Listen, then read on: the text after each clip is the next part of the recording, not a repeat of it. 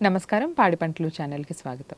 ఈరోజు అభ్యుదయ పరిచయ కార్యక్రమానికి అనంతపురం జిల్లా రాప్తాడు మండలం హంపాపురం గ్రామానికి చెందిన శ్రీ మోదుపల్లి పవన్ కుమార్ గారు మన పాడి పంటలు ఛానల్కి రావడం జరిగింది. వీరు ప్రైవేట్ రంగంలో ఉద్యోగం చేస్తూ వ్యవసాయం పైన ఉన్న మక్కువతో గత 2 సంవత్సరాలుగా బత్తాయి తోటలను సాగు చేస్తూ మేలైన యాజమాన్య పద్ధతులు పాటిస్తూ ఉన్నారు. ఇప్పుడు వీరు పాటిస్తున్న యాజమాన్య పద్ధతుల గురించి, లేత తోటల్లో ఎటువంటి యాజమాన్యం పాటించాలనే అంశాల గురించి మన పాడి పంటలు ఛానల్ ద్వారా వివరిస్తారు. ముందుగా పాడి పంటలు ఛానల్ మరియు స్టూడియో నుండి నమస్కారాలండి. బత్తాయి మీరు ఎంత విస్తీర్ణంలో సాగు చేస్తున్నారండి? 6 ఎకరాల 48 సెంట్లో విస్తరణ చేస్తున్నాం మేడం. మొక్కలు నాటుకోవడానికి ముందుగా నేలను ఏ విధంగా తయారు చేసుకున్నారో ఒకసారి చెప్పండి.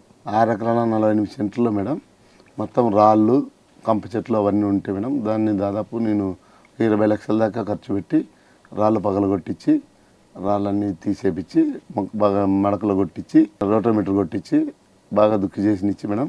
మళ్ళీ జేసీబీని పిలిపించి 18 అడుగుల దూరంలో 2x2 అడుగులు, అంటే 2 అడుగులు వెడల్పు, 2 అడుగులు లోతు మేడం. దాంతో జేసీబీ ద్వారా గుంతలు తీయించి మొక్కలు నాటుకోవడం జరిగింది మేడం. మీరు మొక్కలు ఎక్కడి నుంచి తెచ్చుకున్నారండి? మా గ్రామం నందే రంగనాథ నర్సరీ నుంచి మొక్కలు తెచ్చుకున్నాను మేడం. ఒక మొక్క ఎంత ధర పడిందండి? 100 రూపాయలు పడింది మేడం ఒక మొక్క.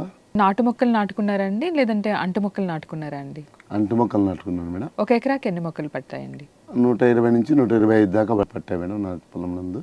మొక్కలు పెట్టుకోవడానికి ముందుగా నేలను ఏ విధంగా తయారు చేసుకుని మొక్కను పెట్టుకున్నారో ఒకసారి చెప్పండి.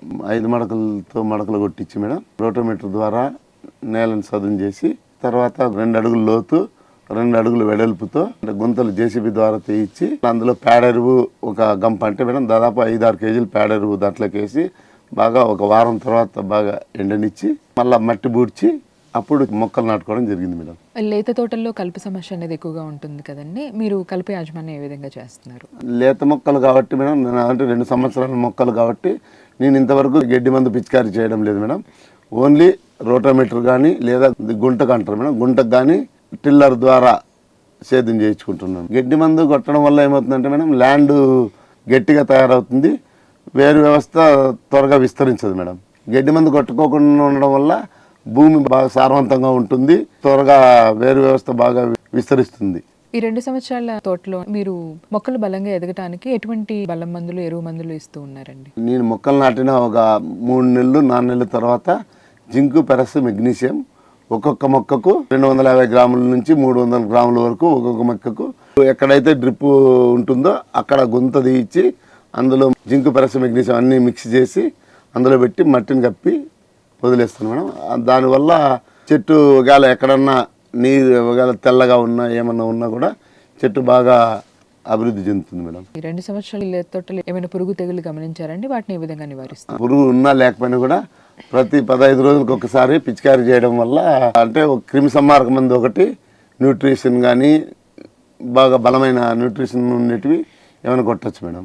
న్యూట్రిషన్ అయితే మేడం ఓసీ కానీ, లేదా అగ్రిప్రో కానీ, మ్యాక్స్ అగ్రిప్రో అని అంటారు, లేదా మ్యాక్స్ కానీ, దాంట్లోకి అల్లిక ఒకసారి, లేదా ఒకసారి ప్రొప్నోపాస్ కొట్టడం జరిగింది మేడం. 6 నెలలకు ఒక్కసారి నేను ఆవుమూత్రాన్ని వేప నూనె ప్లస్ విప్పు నూనె ఆవుమూత్రంలో కలిపి లీటర్కు అదొక లీటరు ఇదొక లీటర్ మిక్స్ చేసి కొట్టడం జరిగింది మేడం.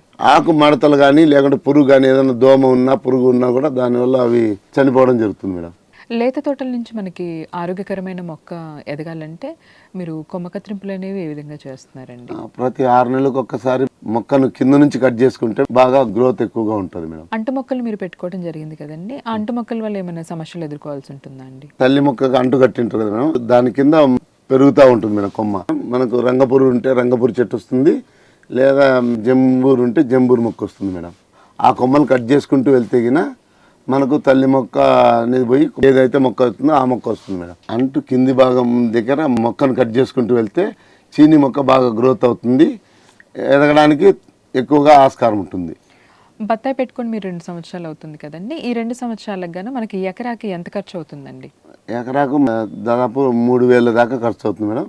అంటే సంవత్సరానికి 36,000 దాకా ఖర్చు అవుతుంది మేడం. బత్తాయి పంటని ఏ విధంగా నాటుకోవాలి, అదేవిధంగా లేత బత్తాయి తోటల్లో పాటించవలసిన పూర్తి యాజమాన్య పద్ధతుల గురించి పాడి పంటలు ఛానల్ ద్వారా రైతు సోదరులకు చాలా చక్కగా వివరించినందుకు ధన్యవాదాలండి. ధన్యవాదాలు మేడం.